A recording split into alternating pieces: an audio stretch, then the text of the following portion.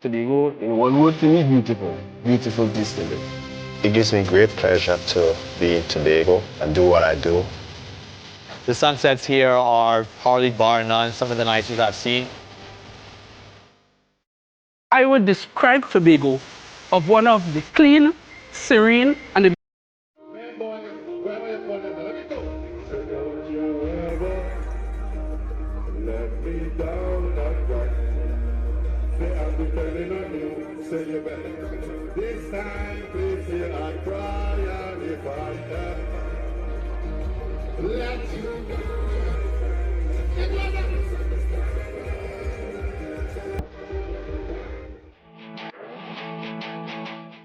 Tobago, in one word to me, beautiful. Beautiful distillery. It gives me great pleasure to be in Tobago and do what I do. The sunsets here are hardly bar none some of the nicest I've seen.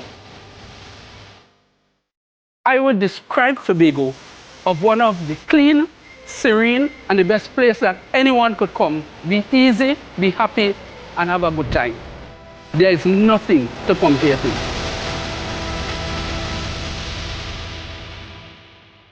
This little dot called Tobago exists, and come visit.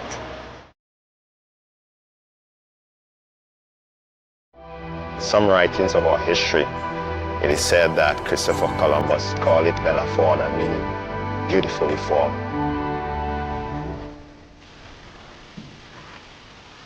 One of the fascinating things about nature, there's always something new, and especially in the tropics where there's such wide diversity, persons can experience and have the awe associated with some of the beaches we have, aquatic life we have, some of the fascinating birds we have within a day, within a short period of time.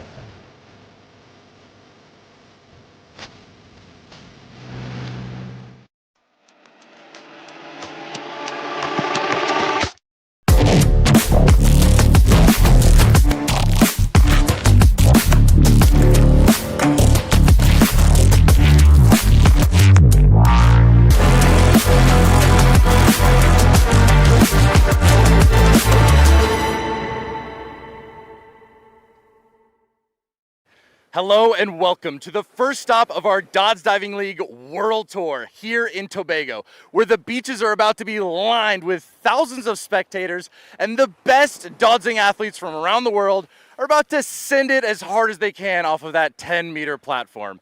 It's gonna be wild. You never know what to expect with Dødsing. There's gonna be some incredible action, possibly some flops. You never know. My name's Wes Preston, and I'm gonna be your host throughout all of this event.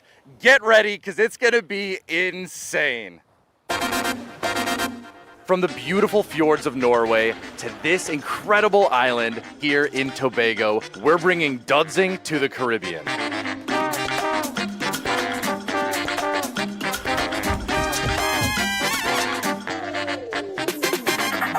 Tucked away in the southern Caribbean, just off the coast of South America, Tobago is a wild, lush gem where dense rainforests tumble down into turquoise waters. Tobago is a playground for adventurers, nature lovers, and anyone who dreams of escaping to something real, raw, and beautiful. And right here in the quiet northern fishing village of Charlottesville, something extraordinary is about to happen. Everyone's getting ready to throw down. The airtime is so good. So it's officially time for the Døds Diving League World Tour 2026 to get started here in Tobago.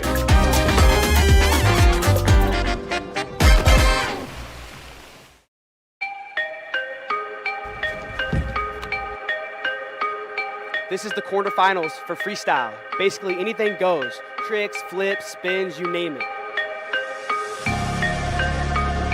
It's all about painting the air, carving your style before you hit the water. So any type of flip, any type of trick, jumping as far as you can, making it your own. You know, it's all about creativity and style and flair and steez. As you're watching these jumpers jump, notice their artwork in the air. They're all different artists. We're all creatives in our own way.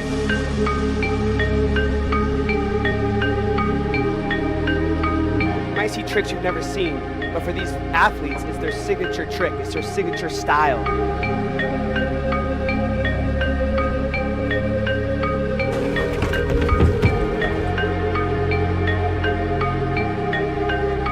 what we get into. I gotta go, I'm up.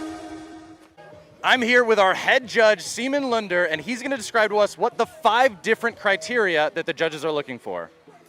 You got the in-run, you got so the technical aspect of the jump. You got the steez, which is your personal style. Is it stylish? Number 4 is the landing, and number 5 is the overall impression of the jump. And I think one of the things that's the most challenging for people at home or here to look for is the landing. So what are the judges looking for specifically for landings? Specifically, you're looking for a very late close, as late as possible. You want to be horizontal when you enter the water, and you want to be as hard as possible, and of course, have a big splash. Awesome, we've got some great judges. Let's get back to the action. So now that you know what Dødsing is, where we are, and what's going on, it's officially time to get this thing started. Again, my name is Wes Preston, and I'm here with my co-host, John Wayne. John, are you excited for today? I am so excited to be here, and so are so many of the athletes. This is one of their favorite stops here in Trinidad and Tobago. I mean, just look at this drone shot in the background. This place is a paradise. And it's just been such a blessing for Tobago to let us come back. I mean, we were out here last year for the World Championship, and now we're here to kick off the entire World Tour, the first event, the first time that these athletes are sending it as hard as they can. I mean, this is a legendary moment. I'm so stoked. Yeah, a lot of the locals were a little confused that we were back so fast, but we had so much fun here last year in the finals, World Tour Championship, and now we're back for the season kicker opener. I mean, they did manage to bring the speakers back out. I mean, the music is so loud, it's just, I can feel it in my chest. I couldn't be happier. I can't even imagine what it sounds like out there on the platform. The music's got to be rattling the whole thing. I mean, it's on that run-up, they've got to be wobbling back and forth. But yeah, everybody here has just been a delight. I don't know if the stage is rumbling around and vibrating to the music, but I've been vibrating and just moving and dancing. It's hard not to. Oh, awesome, man. Well, hey, getting it started, I mean, what do you think these athletes are going through? Is there going to be some anticipation, some nervousness? What's going on? I talked to Hardin and Alex Nodalan. They're going to be going up against each other. That's one of the battles where it's like the 10th and 11th-ish place. They're going to be going up against each other, and both of them recognize that the other is just about at their level. Nice. And what we're about to see right here, actually, is the top of the tower. Check that out. That is the view from the tower. You can see all the people lined out on the beach. All the boats are there ready to watch. There's people playing in the water. It's going to be super fun. Now, another fun aspect of this year is that the format has changed. We're actually going into a battle format. So we already had our first event earlier, and all of the athletes got scored. Now they're put head-to-head up against each other, with the person who got the highest score, Harriman, getting up by, moving all the way on to the semifinals. They're going to have to do 1v1s to see who moves on to the semifinals. Those will do another battle, then move on. The top 5 are going on to the final round, where we'll crown our winner. It's a little bit different this year, but it's going to be exciting. It's going to be super fun. And I think very shortly, we're actually going to start with the iconic Døds flower. Look, who do we have up there on the tower? Look at those guys. We've got one of the classic underdogs right there, Hardin. We've got Alex right behind him, Olaf, Matt. Yeah, we've got a new guy to the scene, Matt Weber. He's going to be rocking that ski mask. And these 4 guys are about to do a Døds flower, meaning that they're all going to jump at the same time. Just flinging themselves out there, launching into the water, barely missing each other. We try to keep it as safe as possible, but when you have 4 guys jumping out of the tower, I mean, that's gnarly. That's a gnarly way to start a competition. It does seem dangerous, but they do a lot of planning in advance, showing each other where they're going to land, talking about what trick they're going to do. We don't even know what trick they're going to do, so this is going to be exciting for both of us. Also, look out at that tower right there, right under the big Døds logo where it says Tobago. You also have one of the local jumpers, Delroy Baptiste. He came out and jumped for the first time last year, and now his pose is on the poster that's on the tower. Here they go, launching. There's your Døds flower. Boom! All 4 good entries, and that's a way to start a competition. Let's go. Oh, I can't get over it. And guess what, too? You see that boat down there? that's where the judges are going to be seated. So they're not just chilling out anywhere. They've got their own, what I like to consider, the yachts to judge from. It's going to give them a great view of the athletes. And so this round is going to be 1v1, black versus white with the wristbands, and it's interesting because you can see that the landing area is kind of opened up towards the judges, and sometimes athletes are going to be jumping towards the judges, trying to get them splash and letting the judges see their steeds. Oh, 100%. And again, if this is your first time watching Dødsing, a huge part of this sport is not just the technical aspect. Of course, you want to see guys do things that are difficult, but so much of it has to do with personality. So much of it has to do with what's considered steez, or just your own personal style. You want to make sure that you're showing to every single person out here that you're unlike everyone else. You're unique. You are here to throw down. And these people saw this last year, so they're going to be expecting just a little bit more. And I'm hoping and believing that the guys and the girls that are out there are going to be giving it to them. Absolutely, Wes. Now, I believe coming up soon, we're going to be doing our flag march. So all of the athletes that are on teams are going to be walking out representing the flags that are showing their team logos, banners, all kinds of stuff. And it'll be our first look at the new teams here in the 2026 Døds Diving League World Tour starting off in Tobago. I mean, I can't help it. I can't help it. I'm so stoked. Me too, Wes. Me too. I'm so excited. Sorry, I'm speechless. It's all good, man. Are there any standout teams that come to mind whenever you think of this year's lineup? Sudden Rush. We have a new feature with DDL this year. We've got Fantasy League teams, and I put both of the guys with Sudden Rush, Jakob Liobo and Ravin, on my team because those guys, they have tramp backgrounds, they have ski backgrounds, and they can do some insane tricks. Ravin was telling me that he might try something that he's only visualized before and never tried. 100%. I couldn't agree more. Another team that I'm really, really excited to see is the legendary Nordic team. That is Seaman Fisk, and guess who else? Guess who's the opposite? Seaman Fisk is the oldest competitor, and then we have the youngest competitor, Herman. Herman. We have the youngest competitor paired up with the oldest competitor, and that is going to be sick. Team Nordic Legends. One other team that I'm really excited for, it's Team Krovoi with Tora and Regan Popoff. Regan's doing insane tricks, and then Tora is just incredible classic dudzer. It'll be great if he wins this next round and goes into the classics and the semifinals. 100%. That team just evokes, like whenever I think of that team, I think of just raw power. Yes. Like, and they have different types of power. Reagan's power is specifically out of the tower. I mean, that dude launches.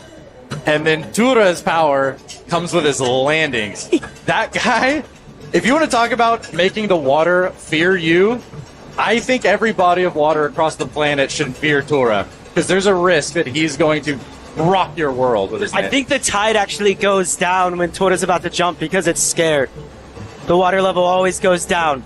Oh yeah, he's displacing, like, yeah, I feel like Tura's going to wake up Godzilla. He's going to cause a tidal wave. Yes, here we go. We have the athletes marching in, waving their flags. We've got a whole band walking with them. This is awesome. Walking through the town. And I will say, Tobago really showed up. I mean, they showed up for us last year, and they showed up again this year. They've been so welcoming to all of us. They've really made all of the athletes and even everyone here behind the scenes feel right at home. Yes. I mean, I thought it was wild. We even had a police escort guide us through, weaving in and out of traffic, just to make sure we got here right when we needed to. They've just been so delightful. Everybody's been so welcoming. I also love the Trinidad and Tobago accent. Apparently, they've actually got two different accents, and some of them use different words than the others. But everyone that I've talked to so far is just happy to have us back. And the athletes, it seems like it's a lot of their favorite stop from last year, and they're just happy to be back again. Yeah, so thank you again to one of our main sponsors, the Tobago House of Assembly, for allowing us to come back and do this again this year. We couldn't be more thankful. We're so proud to have Tobago as a main stop on the Døds World Tour. Absolutely. Look at that. The judge's yacht. I think that's what we should call it. The judging yacht. What else? What? I guess it's not. I think it's a yacht. No, it's the biggest judge's boat yacht out there. Yeah. There's no other name for it. It's just Judge's Yacht. There's also a pirate flag out there, so if you guys want to play I Spy, any shots of the beaches, just keep an eye out. There's a pirate flag. I thought that was pretty neat. I love that this road that they're walking down right now, they actually walked just right past us just a little earlier. This, once the sun goes down, just becomes a giant party. Like, they go hard in competition, and then afterwards we go hard in the after party, and it's just so fun. There's the Tobago flag waving in the wind right now. It's beautiful. Again, we're so thankful to be here, and and we have a lot of volunteers right now here supporting the Tobago event, and here's some of them on the screen now. So, John, you not only are here commentating with me, but you have an extensive experience and background in jumping yourselves. What do you think is going through the minds of these athletes right before being back in their first competition for the year? I think it's important not to get too in your head, and it's really just important to focus on exactly what the judges are looking for. They're looking for your in run, like how hard you're running, what it looks like. They're also looking at like your showmanship, like how are you trying to get the crowd riled up, and what's your attitude and your steez in the air, the technical difficulty of the trick as well. For me, when I've judged as well, and the thing that I'm always looking for, and I learned this from Asperg many years ago, it's when you hit the water, you're really trying to get the splash to come down on you as you come up, like just beating the water. Yeah, in the sport, we like to say you got to hit the water harder than it hits you. And I think that couldn't be there couldn't be a better way to explain what Dødsing is. There's our athletes walking out on to the pier, heading out to the launch. What are we, the tower, that's what we should call it. There's Sudden Rush, that's Jakob and Robin. Then there's Team Sonova, that's Osbjørg and Lena. Look at them. There's Sigve, he's actually not on a team this year, he's rocking solo. Ben Havner is on a team. He's on a team, but his teammate isn't here, and I'm sad because I love the guy, and every time I think about him I laugh. We are missing none other than Sean Shank. Unfortunately, he got injured recently, but Ben Toda's told me that if he makes it into the classic round, he's going to do something, little head nod towards the style and steez that Sean Shank brings. Ooh, okay, no spoilers, but no I spoilers. I like to hear it. I also love, hopefully the stream is actually going to be able to get some of it, but whoever is actually on the live mic that's hosting for the crowd, I believe I hope it's the same person we had last year, because when I tell you she brought the energy, it was unlike anything I've ever heard. The best countdowns, the most insane send it you've ever heard. It wasn't even really a send it, it was just kind of like 3, 2, 1. Like it was straight up, she just screamed, and I loved it every single time. So. She's definitely been getting the kids all pumped up. You can see them, some of them swimming there in the water, running around, dancing. It's been fun for the first round of the event. Everybody's just out here chilling. It looks like this is as high as the tide's going to come. Hopefully that stays that way so that everyone on the beach can continue to enjoy from there.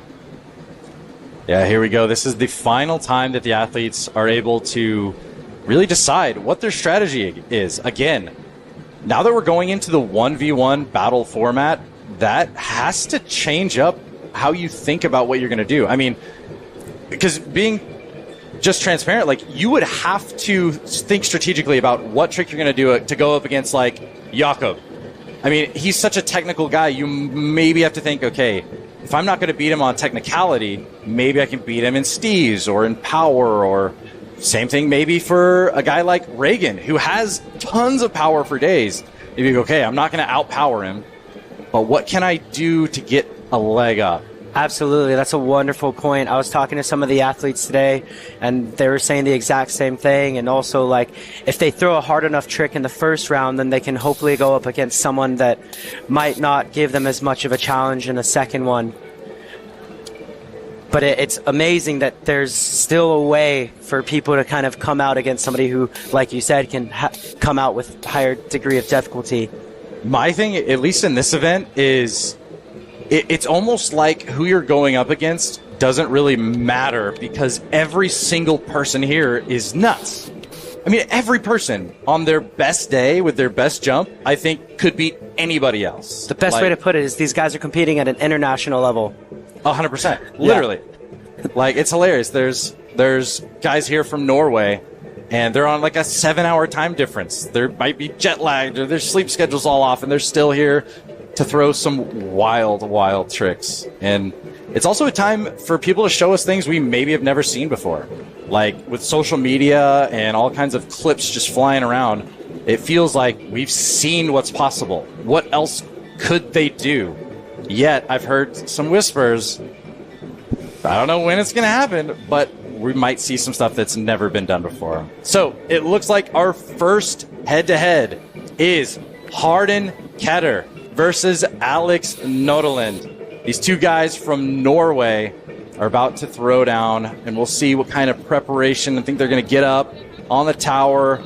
They're standing next to each other. We might, get some controversies going, get some people fighting out. But we do have a little bit more on Alex Nodeland, so let's check it out. My name is Alex Nodeland. I'm from Norway, south of Norway, called Arendal, and I'm Team Flow with my friend Scott. Yeah, we go with the flow, so every competition I go in there, I want to do my best. I want to win, but this year is most important for me is just to do my tricks. I'm one of Døds from different places around the world, and my goal is to Døds from every country in the world. That will be my goal, because I love it. Alex Nodeland getting stretched out. He just got some push-ups in behind the scenes. And he's going to be following up Harden Ketter. You'll notice on each of these athletes, they have a different colored wristband. Harden on the left has that black wristband, and Alex on the right has that white, I guess he put it on his arm, that armband. And whoever's wearing the black band is always going to be going first. So Harden is going to be our first athlete. He's on Team Impact with Olav Eikenes. And these guys are a little bit younger. They're 20 and 21. But, dude, they can throw. So I'm excited to see what Harden's going to do to kick off our official quarterfinals. All right, super excited to see Harden go. I just met him here on this trip, and it seems like a lot of the athletes have a lot of respect for him and just how hard he throws down.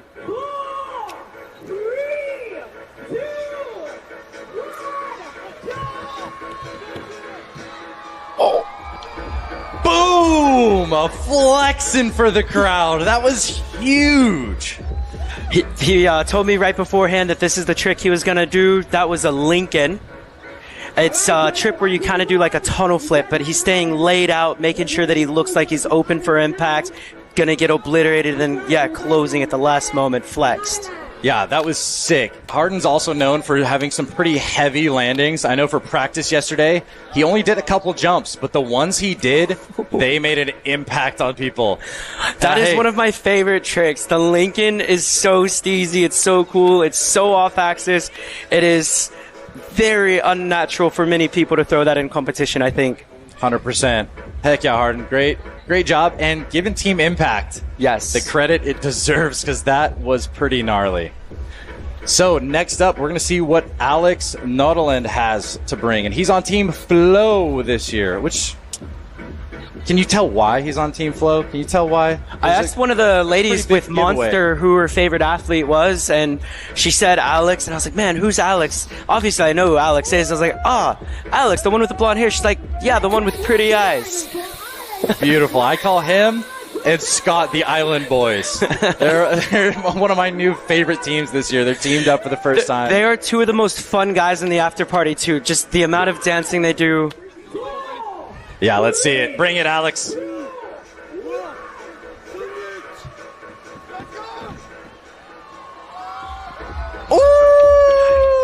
Oh, I love it. Whipping the hair back. That was so sick. So you've got a lot of a background with tricking and parkour and trampoline. What would you call that trick? Yeah, so it looked like he pretty much did what I would consider a Rudy. and where it's like a full twist while he's doing a front flip. There's that full twist, and then whipping his head back out. So a full twist and a half, then whipping his head back to lay out and get a nice landing. It almost looks like what I do, where I do a matrix. I go forward start into a backflip, but then he throws another twist in. Emil Liebeck has another variation of that trick too that's really awesome. If you guys don't know who Emil Liebeck is, welcome to DDL. Oh yeah. But yeah, a lot of these guys, they have backgrounds in all kinds of different action sports. I mean, some of the guys are really big into trampoline or classic diving or skiing. And one thing that I think is really cool about Duds is you're encouraged to bring that style into this sport. You know, there's a lot of other sports where it's like, hey, we want you to do it this way, at this speed, with this style, and that'll be perfect. Here, it's like, do whatever you want. Do whatever you feel like, and that's perfect for you. Dødsing looks like a very scary, terrifying sport, but I love to rationalize it as if you're great at trampoline and you can do 3 flips, all you have to do is under-rotate the trick. If you're a parkour guy and you're used to just being able to do the trick right there on the ground, all you got to do is like over-rotate it. But the discipline is hard, right? Because you don't want to flop in most of your sports, and this is considered flopping, but it is so much fun, so much power. It just gets the people going. I agree. So here we have the scores are going to be coming in from the judges. Harden Ketter versus Alex Naudeland. Only one is going to move on. And honestly, both of them had great closes. This is a hard job. Judging is a hard job. So I have no clue what's about to come Degree of up. difficulty, which one do you think might have been tougher? Again, it's like yeah, they're difficult so for hard. different reasons. Like landing like Harden did is difficult. Yes. And it also just hurts straight up. But Alex did have a little bit more, an added twist. So, yep. I have no idea. All I know is I'm glad I'm here talking about them both and not having to judge. And yeah, it looks like we might even get a delay on the scores. I don't blame him. That's a hard thing to decide on. I'm glad I'm not in the judges' booth right now. Yeah, I agree. Especially that was the first round of the first jumps of the second round. So it's just going to get better. 100%. 100%. The judges did actually have everyone earlier today in a big group meeting and got to break down what the different judging criteria was. And I will say they did a great job explaining what scores are given for what reason. With that being said, though, it's still a challenging job. I mean, being able to see exactly what's happening as it's happening and then give it a score and compare it to everybody else, I mean, yeah, it's a big challenge, but they're up for it. So I'm hoping we get the score that pops up. I'm not sure if we were able to see it on our end, but we'll try and figure that out. For now, it looks like none other than Jakob Lieba, representing his team, Sudden Rush, is up on the tower. This is Jakob Lieba.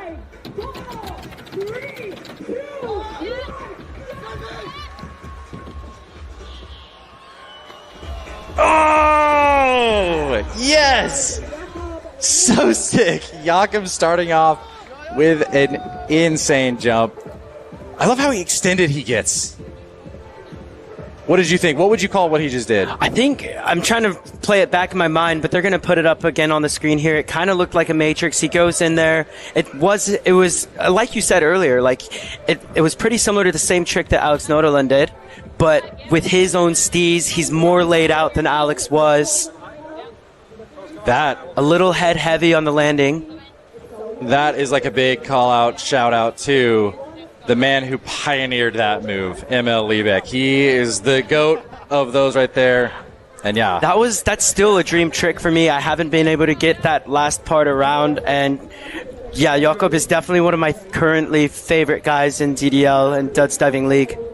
What's so cool too is you could see him whip his head back so early. Yeah. So for so much of that trick, he's not even looking at the water. He kind of just sees the water appear in the last few frames you get before smashing into the water. So that was sick. And I actually think Jakob is the one athlete this time around that is jumping by himself. He still has to jump, but he didn't have to go up against anybody. So he's automatically on to the next round. Next up, the man, the myth, the legend, Seaman Fisk, representing Team Nordic Legends. This dude is gnarly. And 51. He's 51. And guess what he did on the day after his 50th birthday? Tell me. He did a dodge from 31 meters. And he emphasizes the one. Don't forget the one. 31 meters. Which, by the way, if you don't know how high 31 meters is, freaking ask ChatGPT or ask Siri, go, hey, what's something that's 31 meters tall? He jumped off of that, did a dodge at 50 years old. Boom, and he just jumped here in Tobago. Let's go, Seaman. Seaman, come on. What do you mean? Seaman What do you mean? Let's go, Seaman. Everybody. Does that get you hyped? Bro, that was some nuts. Okay, I'm definitely not going to be doing that at 51. So, like, that is a thing to really think about. Like, if you're 51 watching this and you're doing this kind of stuff, sign up for DDL. Come on out here and try it out against Seaman. I won't be that guy. We'll have you sign a lot of waivers. Look at that. That inward roll down to the close. Probably not quite as tight of a close as he would have wanted, but Seaman bringing the heat in this not in this qualifying round, in the quarterfinal round. He is one of the funniest guys too, jumping. Like, he will stay under the water for a bit and give you a scare. And he'll just come up really slowly with his finger in the air. I don't know if they showed that on this one. You know who else is giving this crowd a scare? This is Matt Weber. The ski mask on with the curly hair flowing out. This dude, he was a late addition this year. He's actually been dudsing since 2017, but he is, for the first time ever, competing professionally here in Tobago. He met up with Reagan Popoff recently on one of Reagan's Costa Rica retreats where you get to learn how to cliff jump, and I've never seen him jump, so let's watch it together. Go! Oh my goodness! What was that? Dude, the inward front flip, but like from starting that way is insane. Not even to mention that he he checked the camera guy on the way out. Oh my goodness. No way. With the ski mask on. Yeah, with the ski mask on. What? Hands behind the head. I'm not going to lie. I did not think he was going to keep rotating. I thought that rotation was going to stop. He made it, though. Not a strong open, but one of the steeziest tricks we've seen here so far as just being so unexpected. That, I don't see a lot of guys throwing that. No. I don't know. Also, just like getting an inward front flip in any degree, like any regard, is difficult. But doing it from a forward position, turning your body, and then hitting it, like, that is insanely difficult. With a ski mask on. With the ski mask on. Matt Weber making a statement with his first jump. Wow, I don't know. I mean, I love Seaman to death, but Matt just threw down. That was. Yeah, we'll see. We'll see. Had a good close. We'll see. They're getting each other's armbands ready to go. And we'll see if we can get the judges' scores coming up on screen shortly. Oh, it's looking like we've got a different graphic.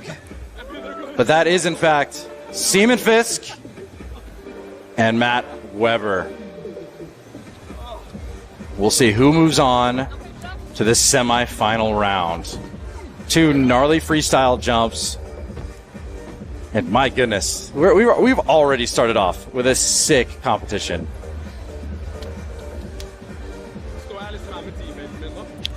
It looks like Seaman is pretty stoked on what Matt did. Matt's stoked on what Seaman did. And I'm hoping at home you're able to see these scores pop up. We're still not able to tell who's moving on just yet, but we're going to move on to none other than Scott Igor, doing what I think he does best, getting that crowd to fall in love. He's on Team Flow with Alex Naudeland. These two Norwegian boys throw down hard, and we actually have a little bit more information on Scott.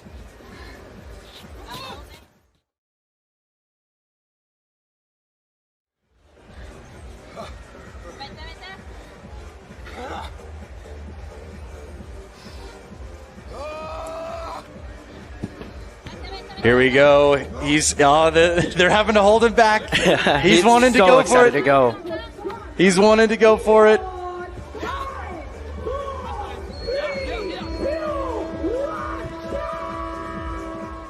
Oh, no.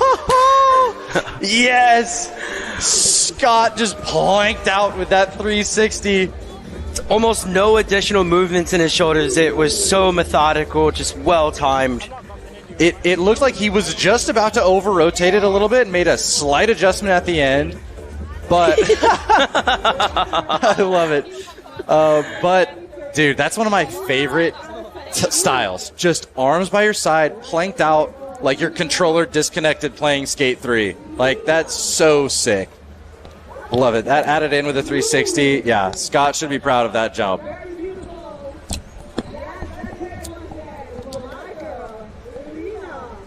Swimming into shore. There it is. There's the replay. Just chilling. He's just chilling. Yeah, so he kicked that right leg out just to slow him down just the slightest bit right before he hit. But still, such a clean jump from Scott.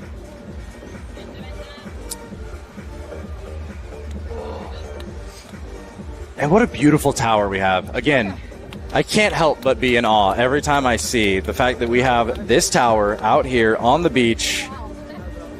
And there we go. We got a score for Scott. Very unique. Scott hit it with a 7.42. Actually, that might have been a spoiler. I think we're supposed to reveal scores at the end, but we'll see what happens. We're figuring it out. Who do they have Scott up against? Next up, it looks like we're going to have Lena Galduson Lund representing Team Sonova. And she's also from Norway, going up against none other than Olav Eikenes on Team Impact, one of the young guns from Norway as well. And my goodness, it looks like every time we see this guy, he's got a cast on. It doesn't stop him from jumping, though.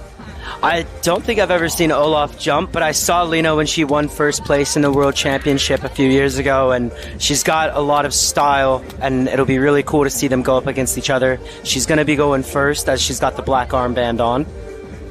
100%. Yeah, Olav, I've seen him jump a few times now. He also just embodies that powerful, powerful presence, not only taking off of the platform, but when he's hitting the water. And it looks like we have a little bit more on Lena Galduson Lund coming up right here. Hello, my name is Lena and I'm on Team Sonova. I'm from Norway, 27 years old, and enjoying my life here in Tobago. My biggest goal is definitely to win the World Championship one more time, because I won it in 2024. A great Dutch athlete. I think you have to be a bit crazy maybe. In 2026, I'm going to stand on the top of the podium again.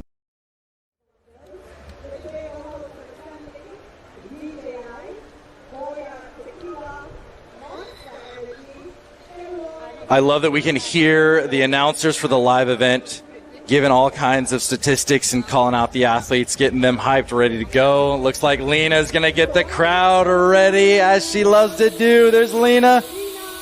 Oh, my goodness, Lena. Yeah, Lena loves to get the crowd hyped. And, dude, what the MC is doing an incredible job. World Championship, and so she has experience jumping off of this tower. We'll see if she can get herself on to the next round. Here we go.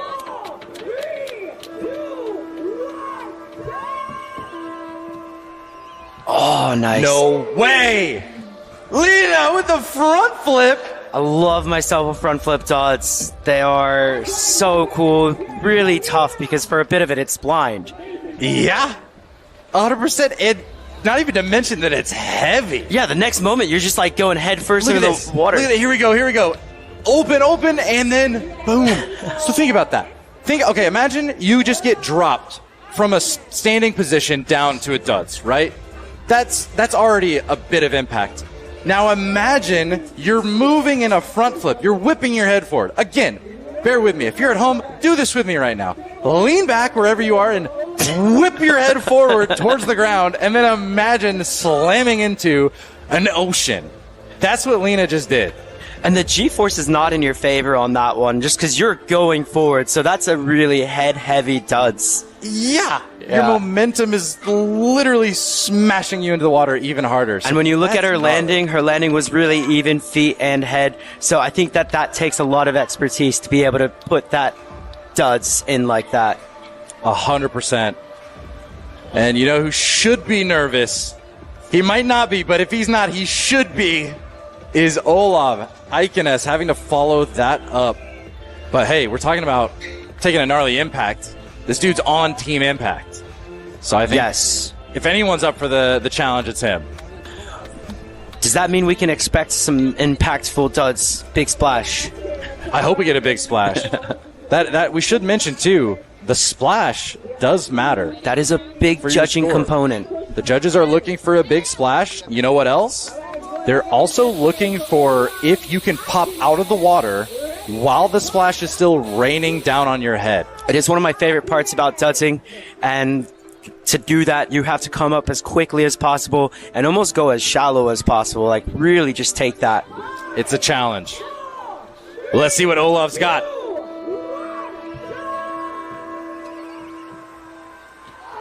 Oh, my goodness. There was. His head was out of the water before the splash finished raining down. There's sort of like a Barani, which is a front half, back half, which is really just a front full. But the way that he slows it down and makes it like two different moves. Yeah. Great style. Even Herman looked impressed on that one. And a heavy, heavy impact. What you will have noticed from Olav's landing right there is he actually brought his forearms in and his knees in to do what's known as a crusher. Let's see if we can see it right here. Ready? And then he brings them in and more of a crusher. So you've got a few different styles. You've got it when their arms are out straight, their legs are straight as well. They're folded into what's known as like a staple or a shrimp. That hurts the least by far. Then you have crusher, which is what Olav just did, which is your forearms and your knees brought in. And then if you really, really want to get nuts, we haven't seen it yet, but he's doing a no-hander where your hands are behind your back or by the side or just anywhere but protecting your face from the water. And here we go. We do have the scores. Olav Eikenes is going to move on, beating out Lena with a higher score. Congrats, Olav. Congratulations, Olav. Sick. We got Ben Havner with the white wristband. Here we go. That is Varian Benjamin, one of the local guys who actually qualified this morning. There's a little group of them that came out and all got to jump at around 10 a.m. this morning. He qualified and has been working his way. He made his way through the first round, and now he's going up against an American legend in this quarterfinal round. We have Ben. Actually, it's two Bens, really. Benjamin with the last name and Benjamin with the first name. True. He looks relaxed. He's ready.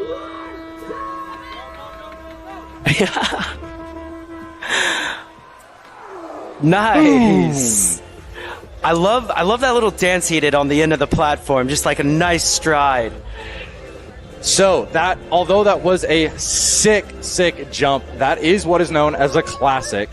And what we know is, being in the freestyle round, what do you think the judges are going to think about a classic being done in the freestyle round? I think they're just going to be really impressed with how we dance on the platform like I am. You think that's going to put him through? Look at him go. Look at that big old starfish.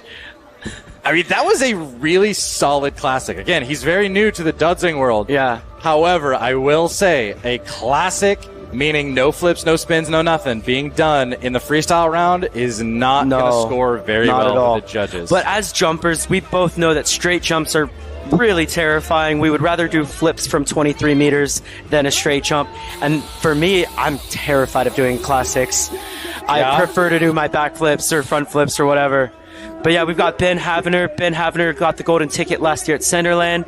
He came here to Tobago for the World Championship and freestyle round. It's going to be fun to see if he decides to go really hard or... Yeah, Ben repping Team Freak Show. Time to get freaky, Ben. Let's see it. Whoa.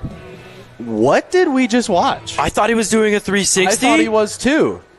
I'm genuinely confused right now. That was a little more than a 180 almost, and then he just whoop. How? How did he whip that around? That like physically, that doesn't seem like it makes sense. So that is a half on half. They do have a few other names for that trick. Do you know any of the names off the top of your head? I'm trying really hard, but it is eluding me. But Me too. I want to call it a clock spin, but I could be wrong. My understanding is Robin was one of the first people to do that in competition. He actually did it in a classic round, and the argument was there is 0 rotation because you do a half, but then you do an unhalf. Yeah. And so they had to defer to the judges, and the judges were like, sure, 0 spin. And there we have it. The judges are saying that Ben is going into the next round. But yeah, Ben. Where ironically, he'll do a classic. True. Yeah, wow. I'm like still almost in shock. Like that was, I genuinely thought he was doing a 360, and then it just whipped it back around. Oh my goodness. Look at who's up next. Tore going first. This is probably the guy that you can expect a no-hander from. Yeah, Tore Borge, coming out of Norway, representing Team Kavare. He's on the same team as Reagan Popoff versus Sigve Bergen, who's on his own team. And we actually have a little athlete profile showing off the legend that is Sigve. I'm 15 years old and I'm from Norway. One word to describe Døds, I would say, is crazy. A great Døds athlete, you need to be tough, you need to handle impact, and I think you also need to have good air awareness and know where we are. To win the World Championship, you gotta send some insane tricks. And if you are underestimating this legend right here on the right, Sigve Bergen, I'm telling you, you shouldn't be. This guy has so many skills, but it's not his time just yet. It's time for Tore Borge to get up there. What's he doing? He's laying down. His head is on the pyrotechnics we have on the tower. He's getting the crowd hyped. And here's the thing. Here's the thing with Tore. We were talking about his wave displacement. I would be willing to bet we're about to see one of the hardest impacts of the day so far. I'm betting on a no-hander. Oh, there it is! There it is! The first no-hander. You were right. Oh my goodness! I do love being right. Oh, dude. He looks in pain swimming out of the water, but he is looking for his score as well. Like, okay, did the judges like it? Remember earlier whenever I had you lean back and then launch your face towards the ground as hard as you could? Now imagine not putting your hands in front of it. That's what a no-hander is. Oh my goodness, I hope his eyebrows are still there. And again, Sigve here, he's 15. When he was 13, he actually came 3rd place in the World Tour just a few years ago.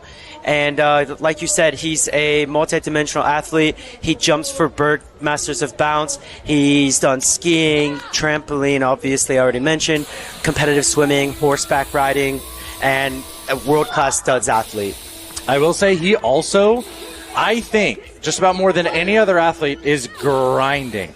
Even back at the pool, like at the resort that we're staying at here, he's out there for hours practicing fundamentals and basics just from like a 1 meter ledge. But it's all going to show up right here when he throws what he's got. Yes, he's getting hyped. He's getting me hyped. Let's see it, Sigve. Right here in the quarterfinal round. His Instagram handle is Sigve Rakafan, which means Joker. Oh, let's see it. Oh my goodness, that was clean. I think that was a 720 with a mute grab. He was telling actually us last night that this is what he was looking to do, and sure enough, I think he executed that excellently. I think that was one of the first grab tricks we've seen in the tournament today in this round, right? I think we also had Matt do a grab earlier.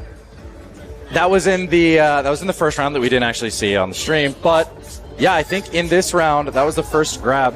Speaking of grabs, do you have much experience knowing the differences in grabs? Like, what are the judges going to be looking for when they see a grab? Yeah, that comes from skiing and snowboarding, and we have one like Norwegian world-class skier, Elias Paulden, incredible athlete. He's very familiar with ski grabs, so tricks like those, it's awesome having people who can appreciate it because it's so steezy, so stylish.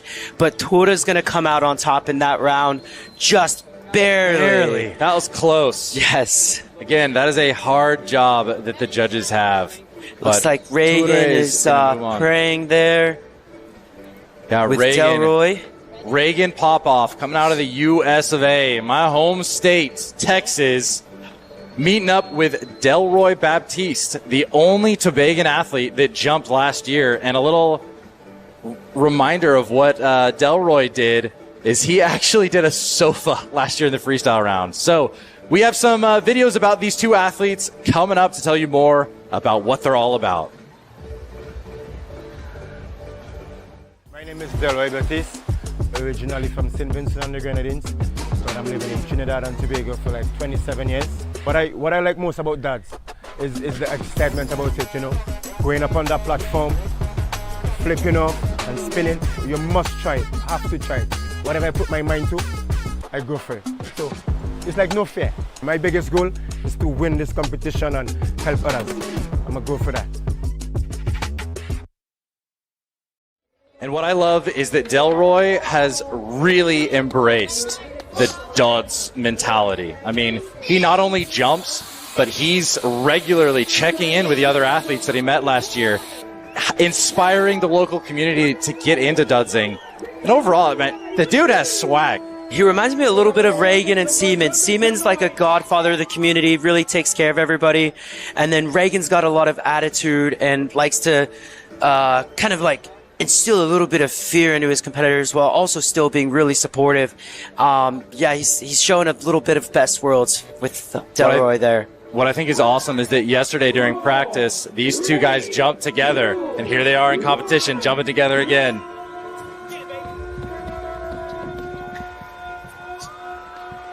Boom! There's that 360. He hit it. Excellent, excellent, Delroy. Love the hair flip with the water, cinematic with the way the sun's hitting it.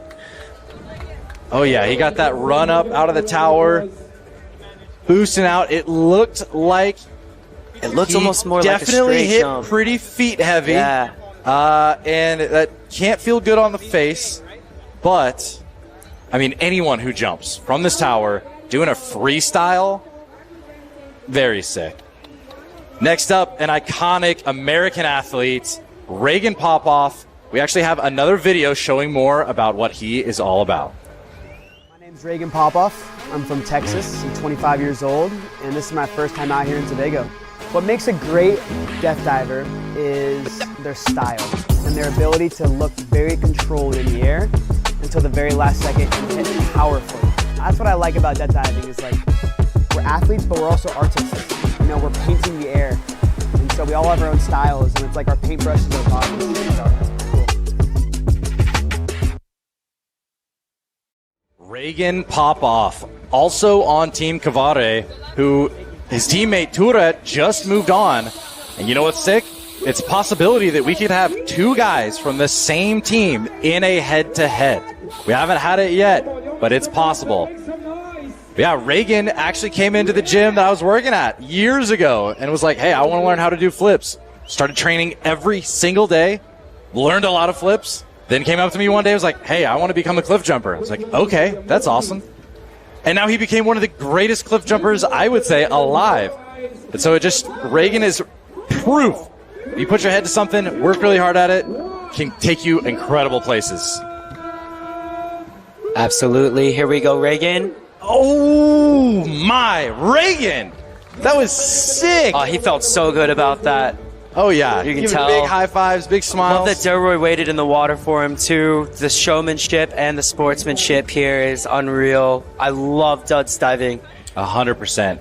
That's another cool thing about the relationship with all these athletes is even though, yes, of course, everyone wants to win, everyone wants to be at the top of the game, they're all just stoked to see each other. All right, how would you describe what Reagan just threw? It was a 720, correct? That was a 720, and then he opened up as if he was going to end, and then wrapped another rotation. Absolutely, and the closing was amazing, really good. Yeah, Reagan throwing down hard in this round. And you have to. I mean, with all of these legendary athletes, you have to go. You have to pop off. You have to Reagan just popped off. How do you even get a last name like that? He said, "Hey, I've got to show what's up right now." And he did. And I think it is pretty safe to say that versus Delroy, even though we love him to death, yes, that the judges are going to give that to Reagan for sure. Moving on to the next. He's made a lot of shirts, so the cameras might catch a glimpse of it somewhere during the tournament. But there's a lot of shirts out there with Delroy saying Delroy Baptiste, and a lot of fans out here to support him. It's wonderful to see the community out here. 100%. There actually is a bit of a group that's trying to collect money from selling those shirts to get Delroy a flight and somewhere to stay out in Norway for the World Championships that are happening August 22nd in Arendal, Norway. And so I would love to. Can you imagine Delroy out in Norway at the World Championships? That would be sick. It'd be so exciting. And we're both going to be there. Oh, it's going to be awesome. Yeah. But next up, we have none other than Raven Kamfjord going up against none other than Asbjørg Nesje. Raven's on Team Sudden Rush, and Asbjørg is with Team Sonova. And Raven is doing some of the most creative tricks. It'll be really cool to see if he does that. Asbjørg for the longest time, and I believe she still does have the women's world duds record. There is another athlete who's done about 30. But yeah, she's done 30 meters. But going up first in the black band is none other than Raven, or some people call him Raven Kamfjord. And you're going to like this video. You get to know him a bit better. He's a fun guy. It's Raven. I'm from Norway and I represent Sudden Rush. I'm here in Tobago to win some prizes. That's in one word will be maybe barbaric. Craziest in the bunch, I would probably say me. If I shake like this, it's a little metal sound of the screws that are loose. For me, my goal is to finally win that world title that I've been wanting for so long. The goal is to have fun, either way, always. And although we in the booth right now weren't able to see that video, I do have confirmation that Robin did do a how to get a six-pack in 10 minutes video workout before filming that. I wish I could say when I first met him he didn't have a six-pack, but I don't really believe you because I feel like it's just genetic. Look at him. He at least said he's like, I had to go work out before. Oh, big front flip with the 360 twist at the end. Wow, Robin. Dude, so cool. So late, too. That's terrifying. Big front, then the late three just ripped out of nowhere. Look big at that. Open front, late twist. As a judge, what I would be looking for after that twist is like that strong open to make me believe that you're going to eat it and just get absolutely blown up. He does it kind of last minute. You don't see a lot of that, which I believe is going to give Asbjørg a chance to show up right here and maybe wow the judges. And there she is, going out to the edge of the platform. Asbjørg is a four-time world champion, and there's a reason for that. Asbjørg is here to throw down. We have some more information on her coming up right here. My name is Asbjørg, and I'm from Trondheim in Norway, and I'm on Team Synnøve. If I was to describe dogs with one word, I'd probably use steez. If you can see the silhouette of someone and understand who it is just from their silhouette, then you're doing something right, because that means you're having your personal style. I haven't jumped since last World Championship, and I didn't jump a year before that because of injuries. So my goal is to have fun, and of course, if I can perform well, I would not complain. Asbjørg Nesje, Team Sonova, the queen of Dodds, is here to once again claim her crown. Big power 720, boom. Classic 720. from Osbjørg. You love to see it. She has been a little bit stressed about this freestyle jump. She's been recovering from some injuries, but there she is. The last time she jumped was actually from this tower here at the World Championship. And I'm so proud of her for coming out and throwing that beautiful 720 here. She's been having some health concerns with her back and her neck, and she's still going in hard. It looks like the judges are going to have a bit of difficulty judging this one, I think. Oh, 100%. It's good for me because I put both of them on my fantasy team. That's right. You can make a fantasy team this year for the Døds Diving League. And there she's coming out, swam out on her own. Hopefully she's feeling good, feeling great. But honestly, yeah, I have no idea who the judges are going to give it to. Ravin versus Osbjørg. I mean, that is a cool aspect, though, of the battle format. Like, and none other than Ravin takes it. That was close, though. Look at those scores. Both of them have the same highest score. Both of them have an 8.5, but obviously you can see that it's in different fields. Yeah, it looks like Ravin got a bit of a higher in-run score, but both of those athletes should be so proud. All right, coming up, we have Herman Solstad. He is on Team Nordic Legends, and I believe because he got the highest score in the first round, he actually gets to jump. There's no one going to be jumping next to him, and I'm pretty sure he's going to automatically move on to the Classics round. That's not going to stop him from, I guarantee you, throwing something absolutely exquisite. Yeah, he's not going to pull a seaman into a sofa or anything. No. Oh. Yep, there he is. What do I call there that? Is. What do you even call that? We need to get John Fay on the phone. I don't even know what to call that. It looked like a cork. It does something, but that's Herman's bread and butter. He is so technical. Dude, what do you call this? I wish I could. Oh. We need to prepare. We need to study Herman. I don't even think Herman knows what to call it. That was sick. The other cool thing is Herman, I mean, because he's so young, he's our youngest competitor here. Yeah.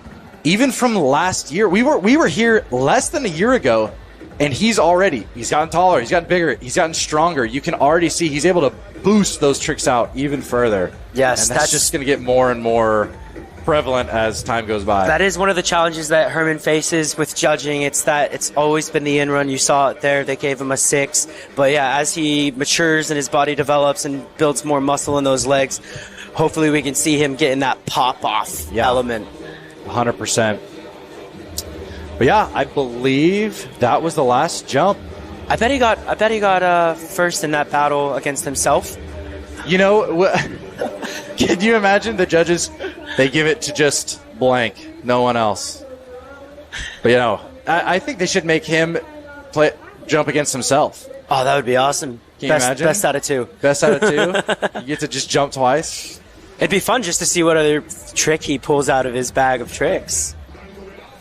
But yeah, that was our quarterfinal round. Shortly, we should be getting a list of who our top 10 that are moving on to the next round is. And that is going to be going to a classic round, which we will have a video coming up shortly of what a classic is.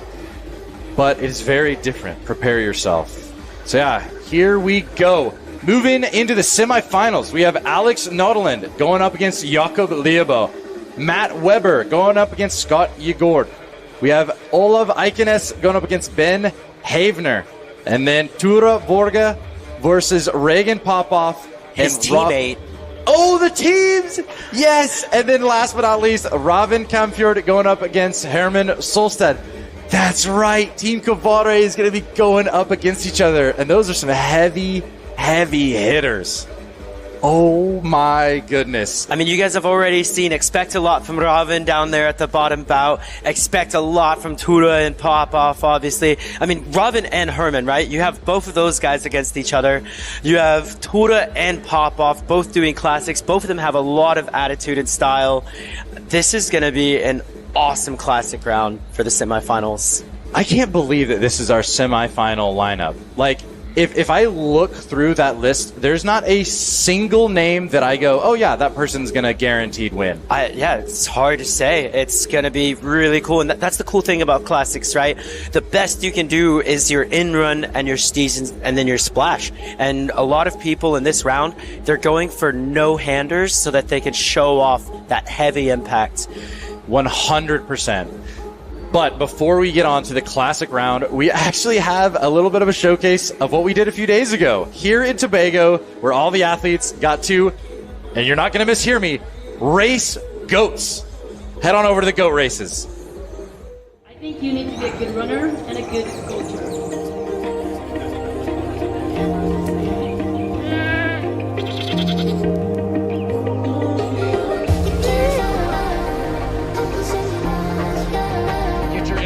Ready? Goat racing in Tobago is happening.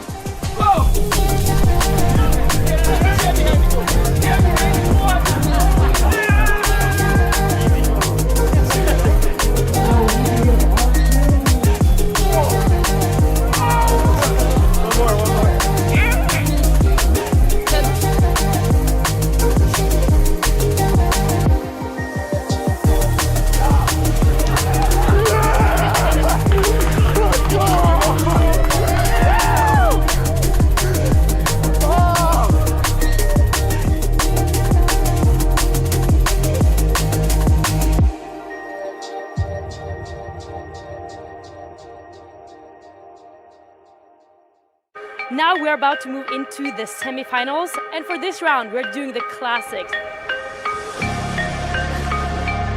So you might have seen a lot of tricks by now, but this round you're not allowed to do any flips, any spins, anything.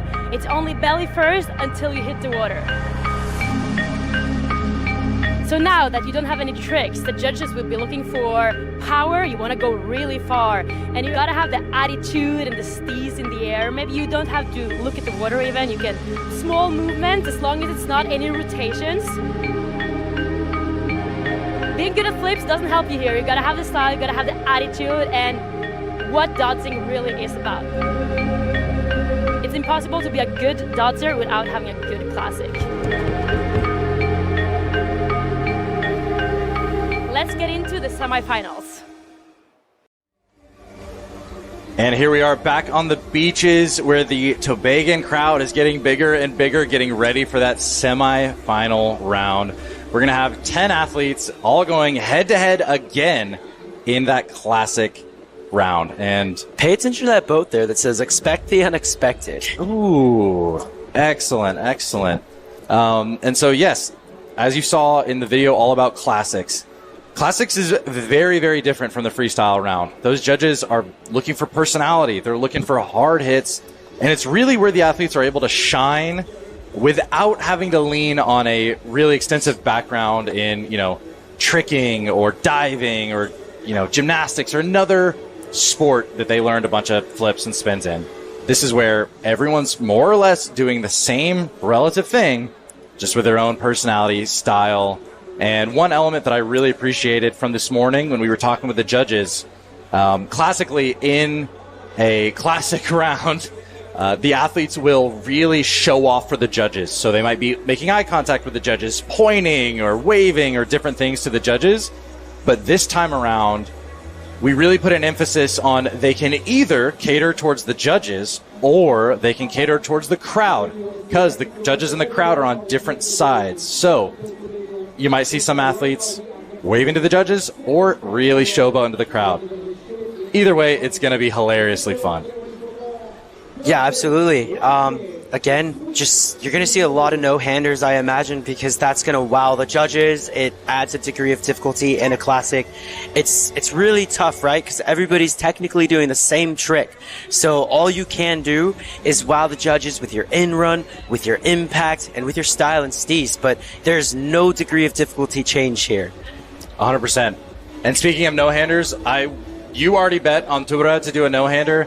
I would bet every single dollar I own that Tura is going to do another no-hander in this. I would bet every single dollar I own 100%. As well. You want to shake on it? Yeah, let's shake on it. Awesome. I have a feeling, though, that Reagan's going to do it, too. Yeah, that's true. And so that'll be insane for their round, insane for their team, for their sponsor, Team Krovoy. Yeah, and then it's just going to be an incredible round. 100%. And then imagine this. Once they move on from the classic round, then the top 5 go on to a final round, which is another freestyle. So to remind you, that is 4 total jumps for the guys that are in the top 5 positions throughout this entire day. And from this height, jumping 1 can kind of mess you up. I mean, even Reagan yesterday, he jumped probably a dozen times, and only one of them was a duds. So he's like, yeah, Dødsing can kind of, it can be tough on the body. Especially as you come up to like this 13, 14 meter mark. Reagan actually got a little forehead cut earlier playing with the kids on the beach. Saw him do like a little Russian flip. It's where you do a front flip, but most of your momentum comes from your triceps and shoulders coming backwards. I don't really know how he got the forehead injury, but yeah, I'm gonna actually be going down there soon, trading places with Asbjørg, and I'll get to see the athletes coming up out of the water and really sharing their energy. Excellent.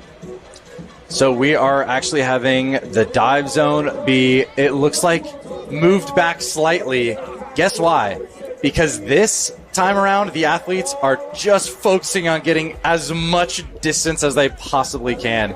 In fact, some of my favorite videos coming out of Norway are in the indoor pools that they have, and it looks like the Dudsers are going to launch all the way almost out to past the pool. These guys can fly. There's our judges' yacht as they get ready. Judging the classic round, I would say, is arguably even more challenging than a freestyle round because you're really having to pay very, very close attention.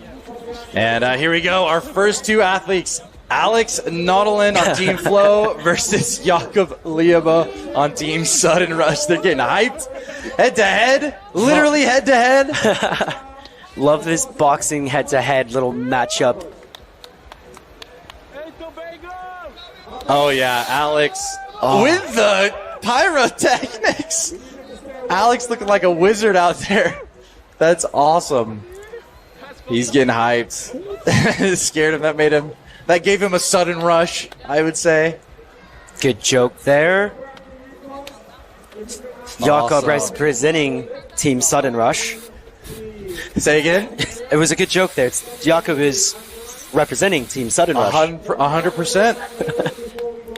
All right, as we get everything finalized for Alex to get out there, get the crowd hyped, we're actually going to move things over a little bit. Switching out with none other than John Wayne, we are going to have the legend, Asbjørg Nesje, step in just a few minutes, and we'll get her expert overview of what has just happened in the competition and where we're going in this classic round.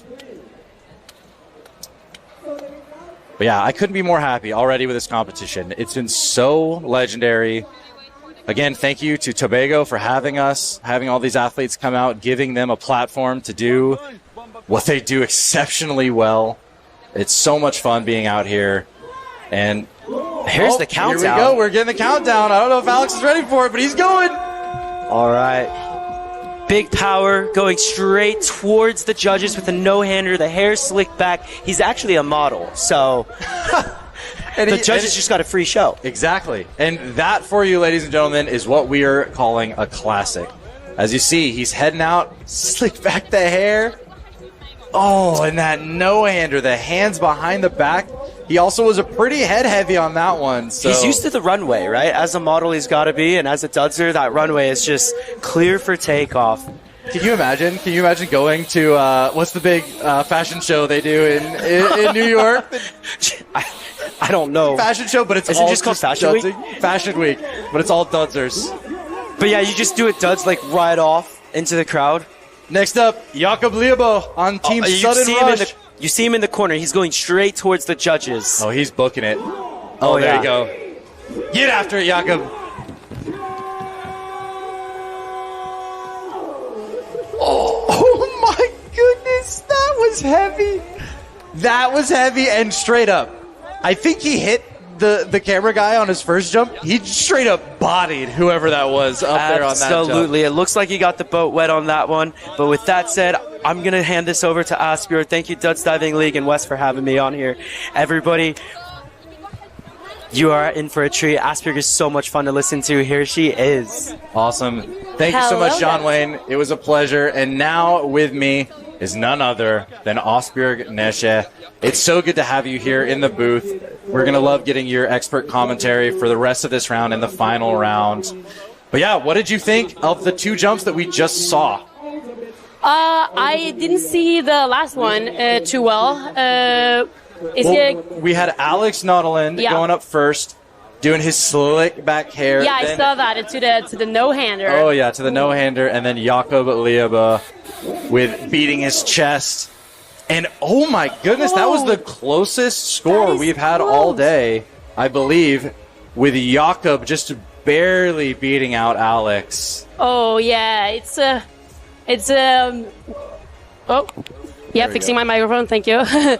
It's annoying when you lose the battle with that close of a score, but you're gonna get that score with you for the overall scoring, so he's still gonna be happy for that score. And the battle format just inherently is pretty rough. Like, you get one chance to go up against somebody, none of your scores compound into the next round. So really, each round is individual. Yeah, it definitely changes your tactic up a lot. Like, who am I going against? What trick should I do? Am I going to do this trick or this trick because of your competitor? So 100%. Next up in our head-to-head, we have Matt Weber from the U.S. in the ski mask going up first. And then following who up? Who was that? I missed who that was. Was that Scott? Yeah, you got to let me see one more time. Let's see. Who's he going up against? Yeah, that's Scott. Scott Igor. Scott is a tough competitor in Classic too. Here goes Matt. Oh! He's going, John Cena, you can't see me. He's planked out flat and then just doing, what I call the John Cena towards the judges. Pretty good landing too, I think. Yeah, what do you think? This is... Let me see. He's kind of like just chill. You can tell he's chill. This is our first time seeing Matt in competition. How do you think he's doing? Yeah, I've never seen him before, but the tricks he's been doing and stuff, I've been really impressed. I think he's come to stay. 100%. I completely agree. Next up, we have Scott Igor coming out of Norway, representing Team Flow. And what do you know about Scott? He used to be a sprinter, so he's going to have so much power, especially in Classic. So I think the in-run judge is going to love Scott. And I think, he's a tough person to beat in Classic. But I think Matt give him a pretty good competition. I definitely agree. I'd say on paper, I give this to Scott, but Matt just threw down. Let's see it. Oh, yes. Just holding the post. Yes. And I love how he does the stretch last second just to really show that he's exposing his belly. 100%. That he looked like just a running man, just frozen in air, and then again, that extension right before hitting the water is so important. The judges really want to see that. Yeah, if he had just hold the position until the landing, that would be cool, but it would not. It would look like your closing started earlier. So I think that really exposing your belly is what makes it a really good one. For sure. Now, I don't even know. I don't know who the judges are going to give this to. I mean, again, it's really hard being a judge. I give so much respect to the judges here. This is a big challenge, and I think, though, what is going to be coming up, we are actually going to get an interview with one of these jumpers, either Scott or Matt, coming up, and it looks like Scott is going to take it with a big score. 8.9. That's great. Yeah, you can see 9 in the in-run. I told you, he's a good one. Yeah, that in-run score. Wow, overall, that was a super, super solid score. But also, Matt rocking a 7.5, 100%. Pretty good. He should be proud of that score.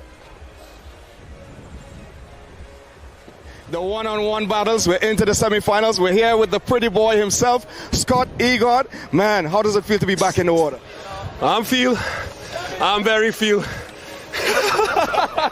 I mean, what a wonderful day. Well, a nice classic, nice tees. How was it? Heavy landing? Yeah, bro, thank you. I just love the classic, just being in the air, late closings, feeling the power of the ocean. Yeah, I just love it. The sound, the audience, everything. Well, we see that you're definitely hyped. How you feel about the battles, though? The what? The battles. The battle format, I love it. It's great for the audience. So yeah, nothing but positive things to say. Yeah. All right, so we're wishing you all the best, hoping to see what's going to happen. Thank you so much. And all good, yeah? So we're going to go back to the platform and see what's happening. It's pretty intense down here in the jetty, yeah? Excellent. Thank you so much, Keegan, our on-site reporter and local Tobagan. This guy knows so much about Dødsing, and we love having him here. Next up on the top of the platform, another dangerous duo that's going to be going up against each other. Olav Eikenes representing Team Impact and Ben Havener representing Team... What's their team name again? The Freak Show? Yeah, of course. Ben and Sean Shank, who unfortunately isn't here, on Team Freak Show. I love it. But first up, Olav. Olav's going to show us what Team Impact's all about right here.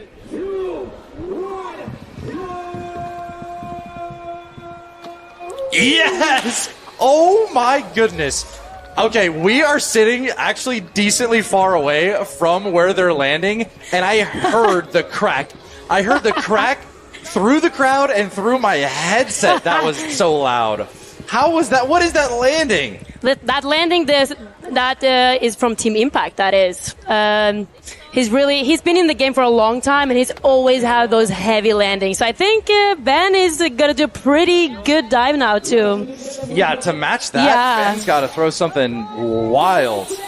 But dang, Olav, that was very, very nice. But Ben has been really good lately, so I think he actually has a chance if he just really, really goes off that platform. Ben, I think, has so much steez. Yeah. I love the way Ben just flies through the air. And yeah, me too. Rocking those black and white shorts, those iconic shorts. He's going to be throwing down here in Tobago once again. Definitely. But while we're waiting for him, I know you got knocked out in the last round. Yeah. Just up against, but hey, to get knocked out by Robin. I know, right? You both had excellent jumps and very close scores. Yeah, well, oh, Ben's coming. Here's Ben.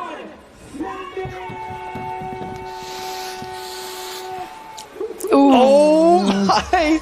Looking like a cannonball being shot out of a pirate ship. Ben tucked almost the entire way before hitting the water. He did get that good extension, though, and like you said, that's what the judges are looking for. I feel like this is one of the Ben's signature classic dodges, and it's fun when you like do your own personal style to it. So definitely gonna give Olav some competition on that one, I think.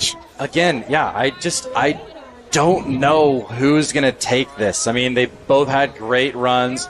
They both hit very hard. And yeah, this is challenging. It is. I am very happy indeed that I'm not a judge.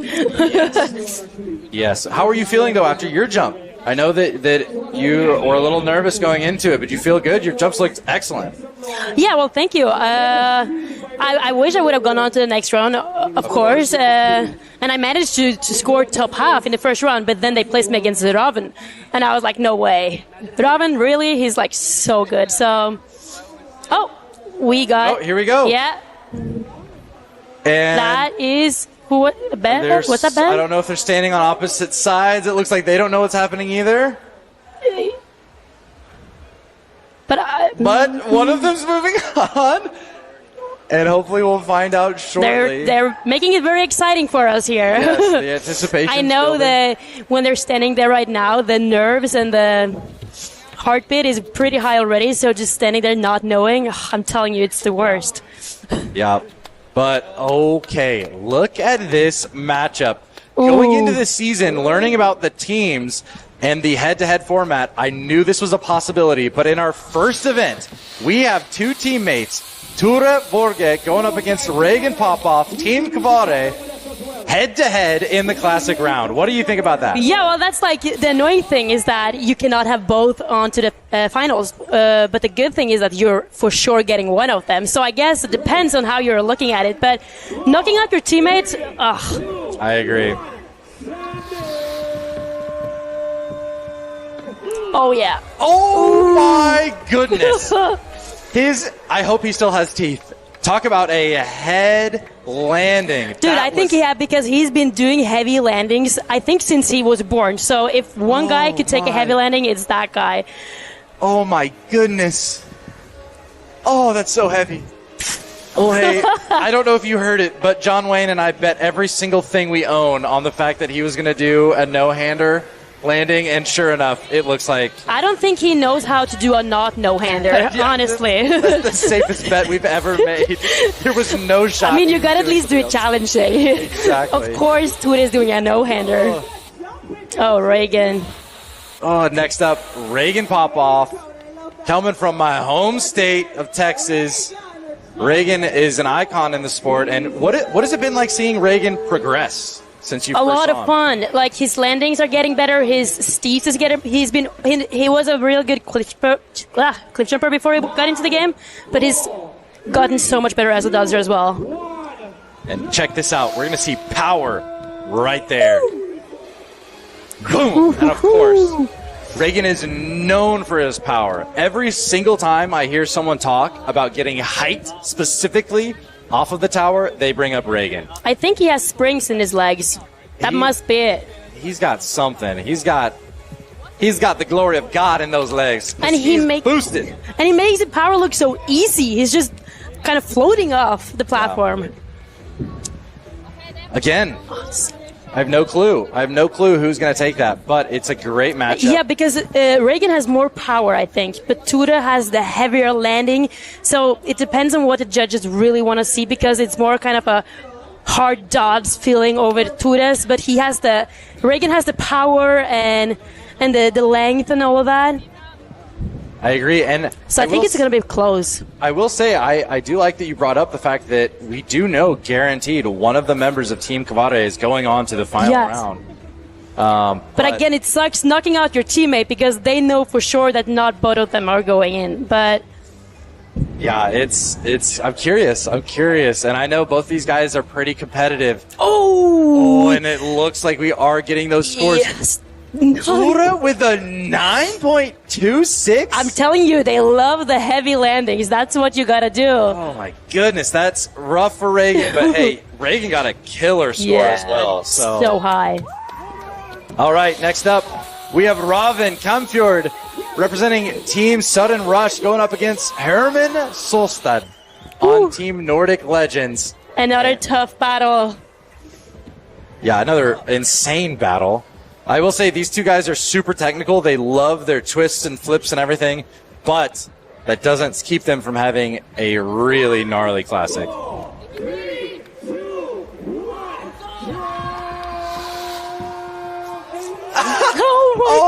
my goodness. Hide your eyes. Cover your eyes.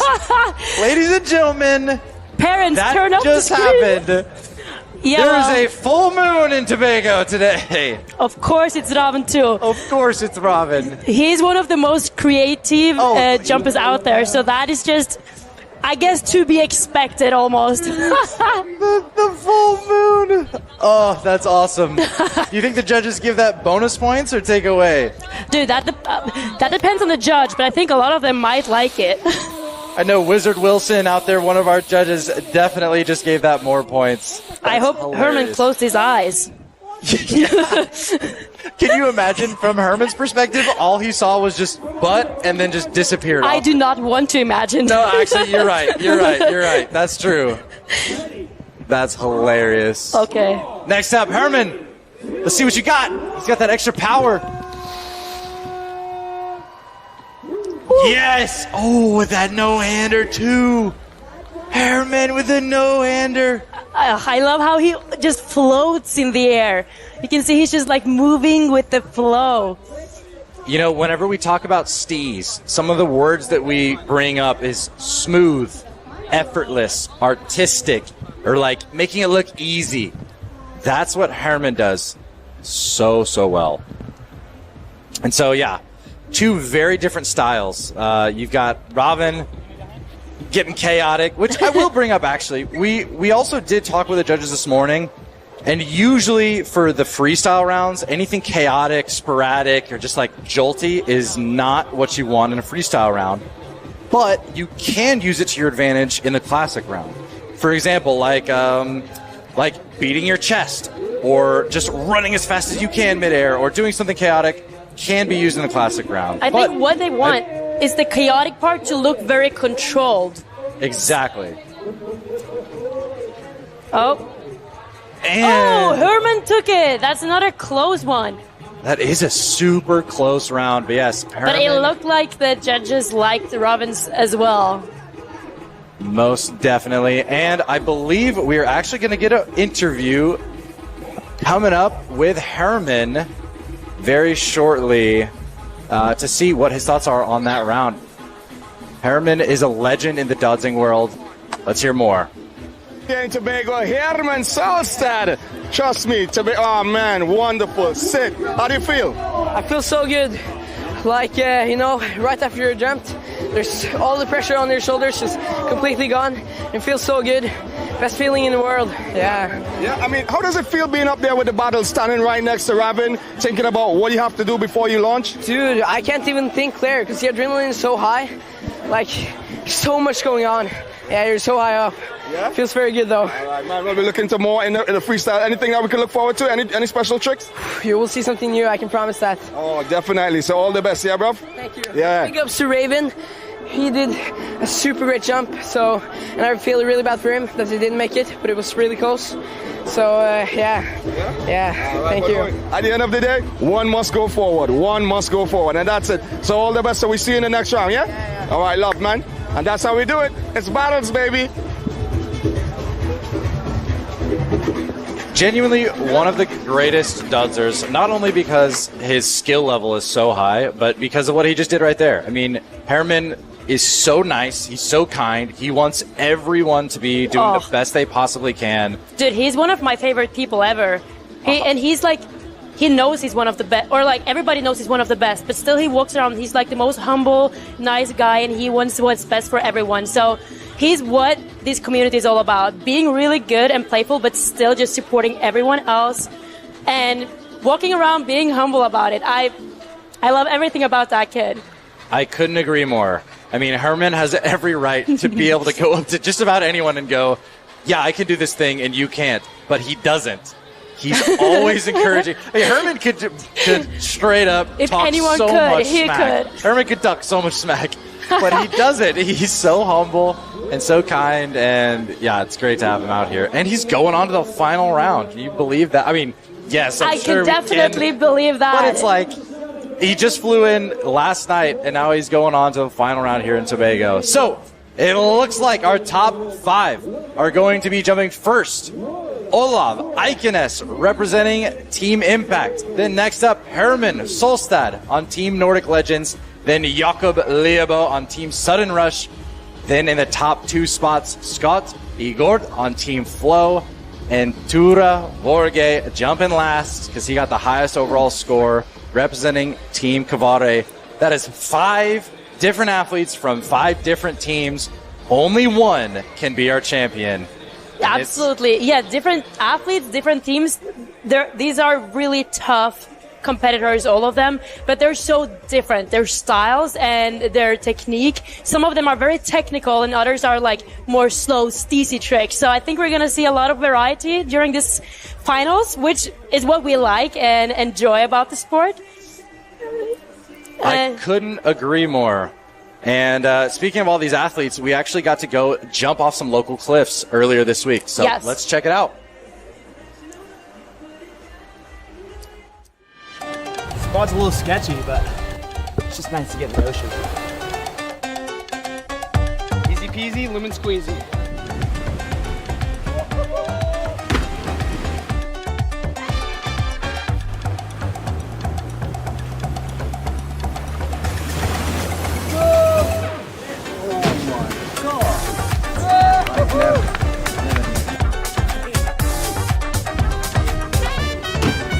Too close to the rock. That what makes it fun. The risk, you know. Pretty crazy.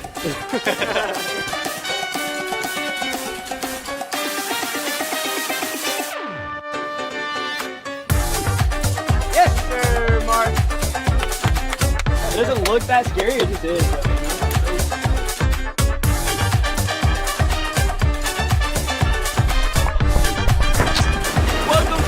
go! With the final round of our event here at the first stop of the Døds Diving League World Tour in Tobago, starting here where we ended last year.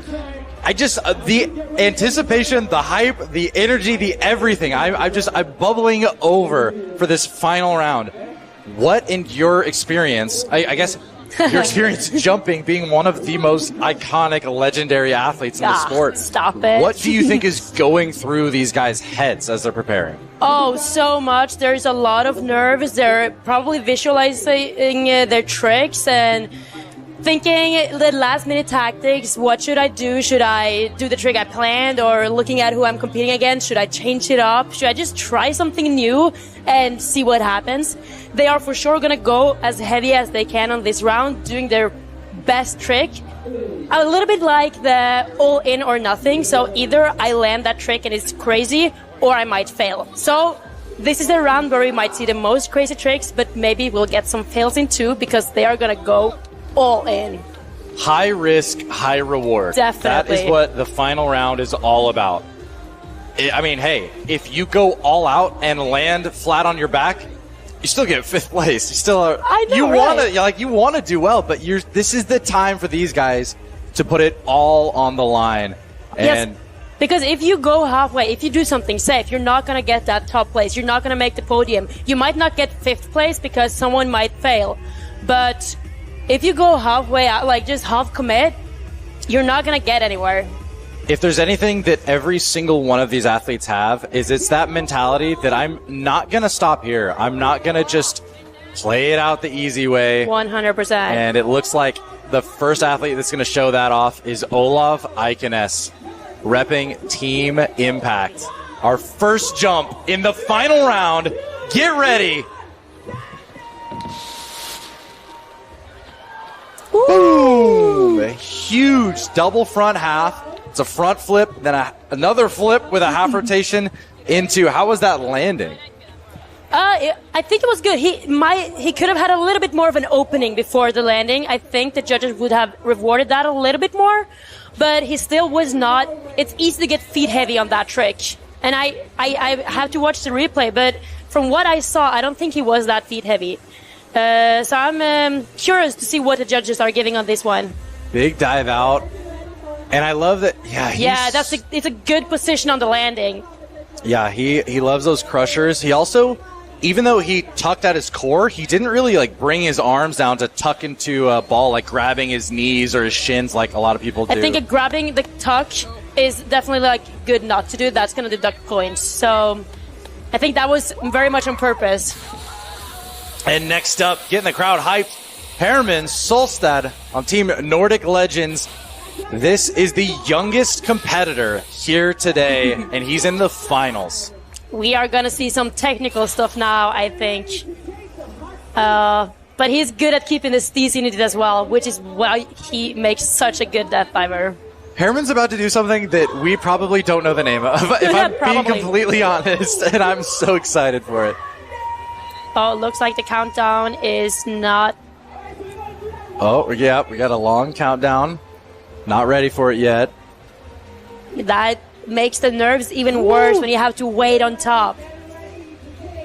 Yeah, he's sitting in the king he's chair. Anticipating, and there's the hot seat. That is what is known as the hot seat. Oh, that's the leading person? Yes, so in the final round, whoever has the highest score, Olav has it right now, he's the only one that's jumped, but they will be sitting in the hot seat. So, as more people jump, we'll have a better idea of who is in the best position to win the entire event. To beat.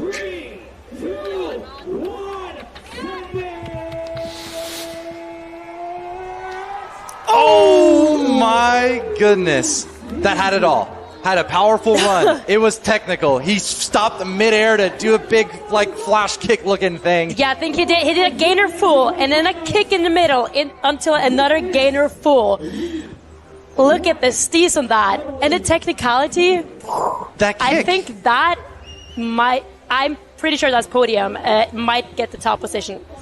And I'm trying to describe, that's what the judges, I think, at the root they're looking for, is all of the above. When you think about it, if he just, think about it. If he just kicked out and was just spinning as hard as he could, it would be one thing. It would be difficult. But that pause in the middle, having the air awareness to go, oh, I'm done with an entire flip and a twist. I'm going to shoot my leg out, kick midair, and then do another flip and a twist. That's what we call steez. Absolutely crazy. What Herman does so well is you have all the different judges that judges on different things. So some might be very good at the technical and other people very good at the steez, which a lot of the time are not very synchronized. But he's got the perfect balance between all of them, I think, which is... And secured him a 9-point score even. Look at that. Crazy. Herman in the hot seat. A 9? I mean, to be fair, well-deserved 9. What a jump that was from Herman. I guess the judges agree with us that it was a crazy dot. 100%. You know who has the possibility to snatch that, though? Jakob Liebe on Team Sudden Rush. This Norwegian dude is, he's just wild. He's one of my favorites for this season. I think he's the one to look out for. I agree. Let's see what Jakob brings in the final round. Oh! The cork then with the hands behind the head. But not so great of a landing. He was a bit sideways in that landing. I think that's going to take a lot of points, both from the landing steez and the technical judge, I think. I agree. Check this out. Full in to a laid out with your hands behind the head. But so steezy until the landing. Definitely had a pretty sideways landing, and I'm sure he knows it. But the judges are definitely going to penalize that. That was super, super sick from Jakob, but I can't imagine that beats a 9. I don't think so. I think Herman's going to stay in the hot seat, but let's see what the judges have to say. Oh, it's beautiful. We got the sun going down slowly over the horizon. All the people here just screaming, having a party. The vibe on this island right now, it's unmatched. It's unmatched. It's beautiful. 6.3, yeah. Yeah, wow. You can see the landing score is a 3, so I think he got penalized pretty heavily on that sideways landing. I would agree with that. And so, yes, that does put Jakob into the 3rd spot overall. He has plenty of opportunities to make up for that later on throughout the tour. And plus, again, this is the top 5. The worst you get is 5th, which still gets you points towards the World Championship or the overall championship. But next up, none other than the island boy himself, Scott Igord, showing off what his mama gave him to the crowd. He's on Team Flow. Always got those hips on the top of the tower. Scott has anything. He's got hips. He's also got sick dodge power. We're about to see. Oh my goodness. I thought he was going to do a 3. That was so slow. That was so slow. I love when the jumpers are using the entire air time. You gotta time that so perfectly. And the way he's just ice cold, the whole way. Again, the way I describe it is he just disconnected. It's like if you just had a switch on Scott and just turned him off midair as he was flying down. I think it was a tiny bit under-rotated, though. He is a bit sideways in that landing. Yeah. Is he not? I would agree. I thought I saw that off the first jump, but looking back at the replays, he definitely was a little bit sideways. You can tell he's kind of rushing around a little bit at the end. Again, it's difficult when you have to set the speed, when you're just holding the same position all the way down. You got to have the perfect amount of speed from the top. The other thing is I don't think he really opened up very much before hitting.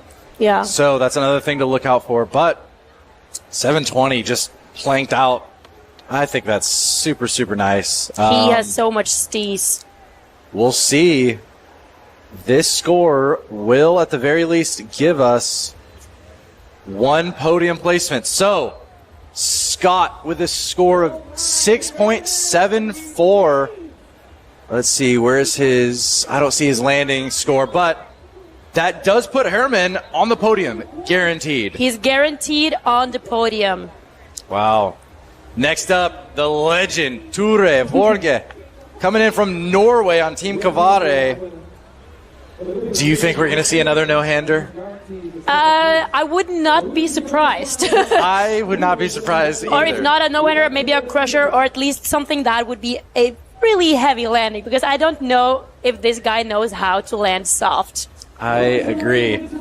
Now, Ture has experience here in Tobago. He actually got second place last year at the World Championship that was held off of this very tower. So I know he's here to play, he's here to go hard, and we could see him take first place. You could see him prepping for that no-hander. I think it's going to... Yeah, you could see him on the edge there. Oof. That moment right there. That moment is so important for that Dodzer. Moment right before the countdown. There it's on. Let's see it, Ture.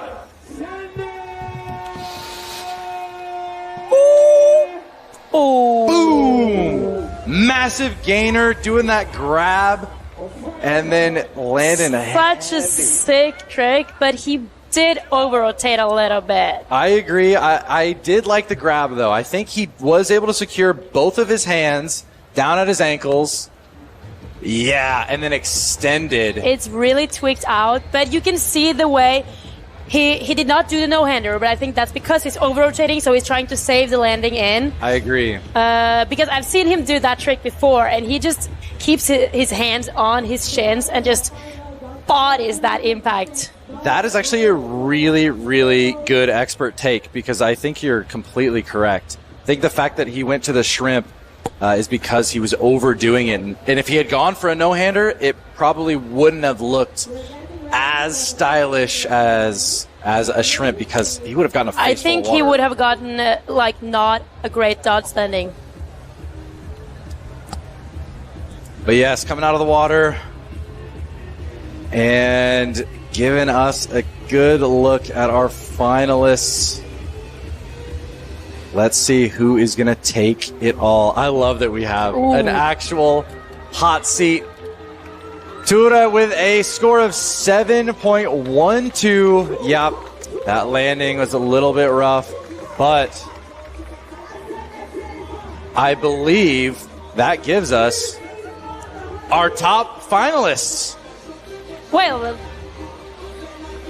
so Herman Solstad is our first place winner here in Tobago. wow. Well earned. I mean, no surprises there, honestly. He is such a good dodger, but today was a tough competition. They were all so good, but I think it was really, really deserved today. You did say you had something special, and you did give us something special. How you feel? I feel so good, man. I'm so happy. Yes, so much relief as well. Oh, it's great, man. From a boy to a king. He stayed in the hot seat. Man, you'll be invited straight to the finals for you. It's the start of the season. What else do you have planned?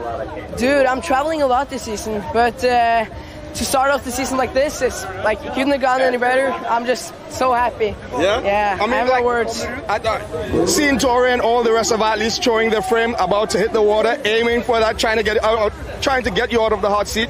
What was going through your mind the whole time? Dude, of course I wanted to win. Like, I just sat there, and when you sit there and you know that you can win, but it's not like confirmed yet, you're so stressed, because you can't be preying on each other's downfall, because that's not good as well. But yeah, dude, I was just so nervous sitting there. But all the other athletes, they did a really great job. Yeah. Oh man, you did a wonderful job, just amazing. I know you were in the hot seat, but now it's time to do the sofa. So we're gonna see you. So we're gonna do the sofa. Sofa, sofa, sofa, sofa, sofa, sofa, sofa, sofa, sofa, sofa, sofa.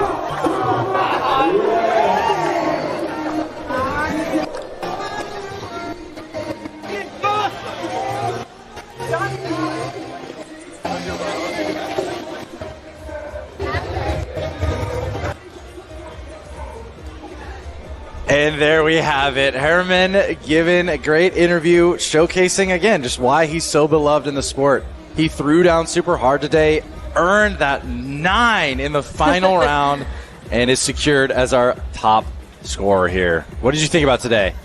I think today has been a really good day, and the vibe here, as I said, is unmatched. Now we're gonna get the sofa, which has been a tradition in the Døds community for as long as I can remember. That's like reason enough to not win. Honestly, personally, like just not having to do the sofa, because I'm telling you that stuff is painful. But yes, in our top spots, we do have, obviously, in first place, Herman Solstad, representing Team Nordic Legends. Then in second, Olav Eikenes, the young gun on Team Impact. Then third, Ture Borge on Team Kavare. Fourth, Scott Igor on Team Flow. And wrapping out the finalists, in fifth place, Jakob Liebo on Team Sudden Rush. Every single one of these athletes should be so proud. Getting to the finals is gnarly. Each one of those guys had to do 4 jumps. That's heavy. Which is heavy. It's heavy. 100%. And for some context on what this is, the sofa that everyone's talking about and chanting is kind of the tradition that I've heard the Norwegians trick Americans into doing, is jumping and landing on your booty cheeks from the top of the tower at the end of the event. So we'll see if Herman does it. Herman's too smart to do that from the top. I think he might do it from a lower ledge. But our overall team results so far, Team Impact with a score of 116 in first place, then Team Kavare with 100 points even, and Team Nordic Legends also with 100 points even, tied for second. Then going down the rest of the list, all of these teams are going to be competing throughout the next stops throughout the rest of the tour, and we will crown an overall team winner at the end. Oh my goodness, what a legendary day it has been. I love the fact that these teams are here. Team Impact, honestly, with the top score, impressing me, surprising me, I would even say a little bit. It's excellent. So, to end things off, Osberg, thank you so much for being here. It was so much fun having you. Thank you again to John Wayne for earlier, and to everyone who made all this possible. Again, my name is Wes Preston. It's been lovely to have you all here. And let's give them all a big goodbye as we say adios. Bye, everyone. Bye. Thank you.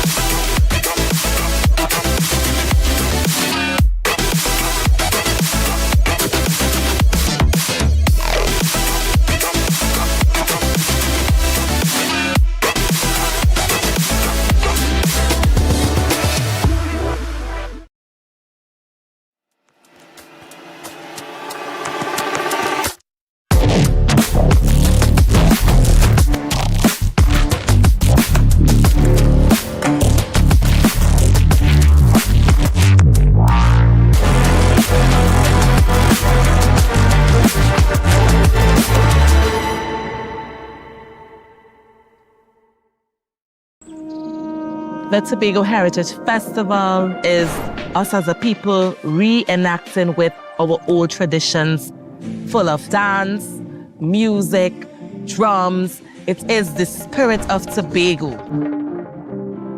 This is an island of celebration. From the Black Rock Festival to the Harvest Festival and everything in between. In one specific village, we celebrate this harvest, and you don't even have to know the people. You just come in and we welcome you. Then you enjoy the festivity. You could go from house to house. You have the Caribbean Sea on one side, you have the Atlantic Ocean on the other side. On our doorstep, a fringe reef that wraps around the entire area. You have this huge amount of biodiversity and liveliness of the entire water that surrounds the island.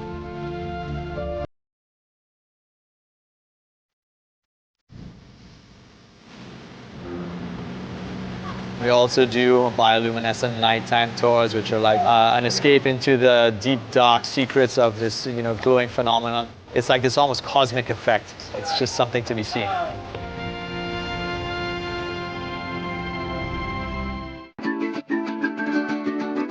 We are a beautiful people, the people of Tobago. We show love and respect to strangers and hope that they will enjoy the island whenever they visit. Tobago is love. Tobago is unity. Tobago is rhythm. Tobago is community. Tobago is family. Tobago is tranquility. Tobago is